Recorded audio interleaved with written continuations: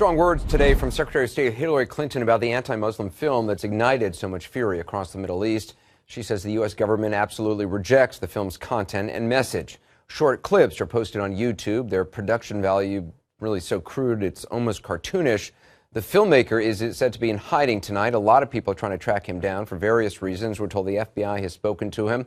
When CNN tried to obtain a copy of the film permit, usually it's available online, we found it was temporarily removed because of public safety concerns.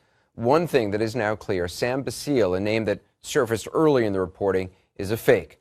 Miguel Marquez investigates. He's the shadowy maker of a low-budget anti-Islamic film who has a criminal past and many aliases, clearly someone who doesn't want to be found, and as we discovered, for good reason. In 1997, Bacile, his real name Nakoula Basseley Nakoula, spent a year in prison, convicted of intent to manufacture methamphetamine. In 2010, he spent another year, this time in federal prison, for fraud. These are just some of the documents for criminal cases against Sam Bacile or Nakoula Basseley Nakoula.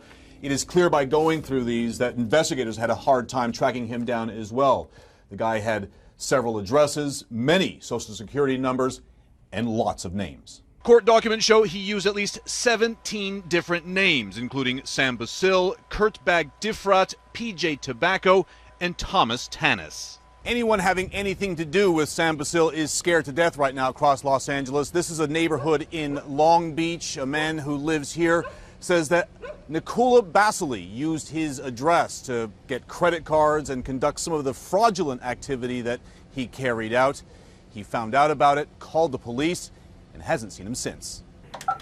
Numbers associated with Bacile's many identities turned up nothing. The number you dialed is not a working number. Even anti-Islamic activists who worked with him say they were never exactly sure who he was. Sam is not his real name. I knew that. The same is even true for the actors in his movie. He told me he was from Israel today. He told me he was going to show the movie in Egypt, and either I assumed he was from Egypt or he led you to believe he was Egyptian. Yes, because that's what I believed.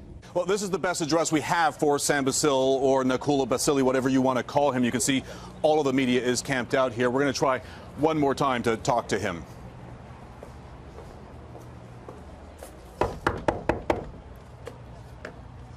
Mr. Bacile, Mr. Nakoula. It's Miguel Marquez with CNN. This house, the center of an intense search for answers from a man who has many questions hanging over his head. Well, Miguel, early reports were that he claimed to be Jewish Israeli American and had dozens of Jewish backers, financial backers. We now know that is not the case, correct? Yeah, we do indeed. It sounds like Nakoula was putting this deception out there as well, and it's certainly a dangerous deception. He even told cast members that he was Israeli at one point as well. But today we did confirm, we talked to the bishop of an Egyptian Coptic church here in the Los Angeles area. We also talked to Egyptian friends of his who confirms he is Egyptian, he is Coptic Christians. And now this is raising concerns for Coptic Christians in Egypt and what the response there will be, Anderson. Miguel Marquez, appreciate